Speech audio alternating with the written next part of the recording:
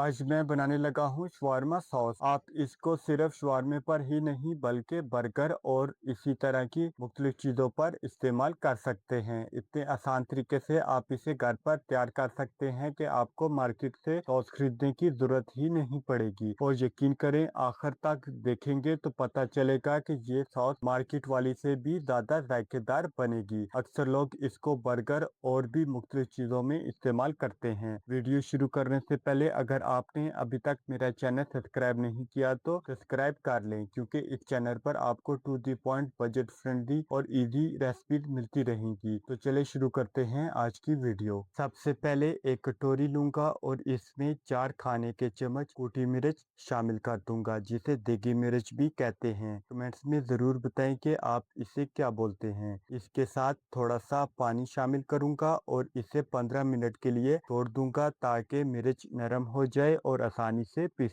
जाए। अब अगर आप चाहें तो इसमें सिरका भी शामिल कर सकते हैं, मगर ये आप पर डिपेंड करता है कि आपको खट्टी सॉस पसंद है या नॉर्मल। मैं इसे नॉर्मल ही रखूंगा। अभी कुटी मिर्च को ब्लेंडर में डालेंगे। इसके साथ एक कटा हुआ प्याज, 6 से 7 लहसुन के जवे, 4 बड़े खाने के चम्मच सोया सॉस,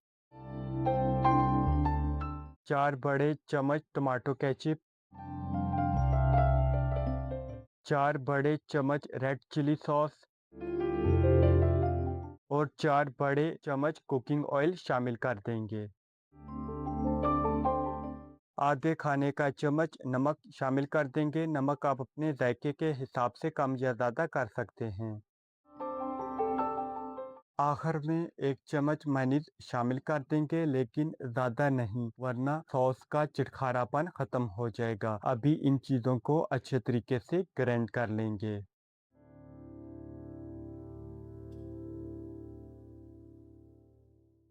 शवारमा सॉस अच्छे तरीके से तैयार हो चुकी। आपको देख सकते हैं ये कितनी गाढ़ी है। चलें अभी वाइट सॉस रेडी करते हैं।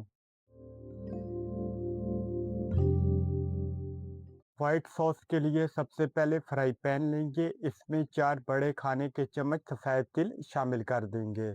आंच बिल्कुल स्लो रखेंगे और साथ साथ चम्मच चलाते रहेंगे। सफ़ेद तिल को हल्का सा ड्राई रोस्ट करेंगे। जब तिलों की खुशबू आने लगे तो चूल्हे से उतार लेंगे। सफ़ेद तिल को ठंडा करने के बाद ग्राइंडर में डाल देंगे और साथ में 1 कप मेयोनीज भी शामिल कर देंगे।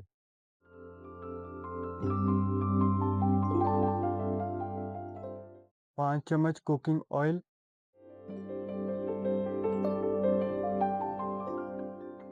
4 चम्मच लेमन का रस, 4 चम्मच सिरका, 6 से 7 जवे लहसुन, आधा चम्मच काली मिर्च, आधा चम्मच नमक, 1 चुटकी सूंठ।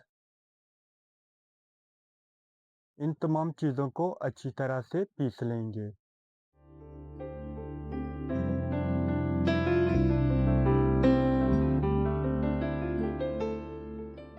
दोनों शवारमा सॉस तैयार हो चुकी। अभी आपके जहन में ये सवाल आ रहा होगा कि आप इसे कितने अरसे तक इस्तेमाल कर सकते हैं। तो ये फ्रिज में 4 हफ्ते तक आराम से चलती है। बस इसमें गीला चम्मच मत लगाएं। बहुत आसानी से घर पर बन जाती है कम वक्त में, और शवारमा के अलावा भी मुख्तलिफ चीज़ों में इस्तेमाल कर सकते हैं। घर पर ज़रूर बनाएं और कमेंट्स में अपनी फीडबैक ज़रूर दें। ये भी बताएं कि आप किस कंट्री या किस सिटी से मेरी वीडियो देख रहे हैं।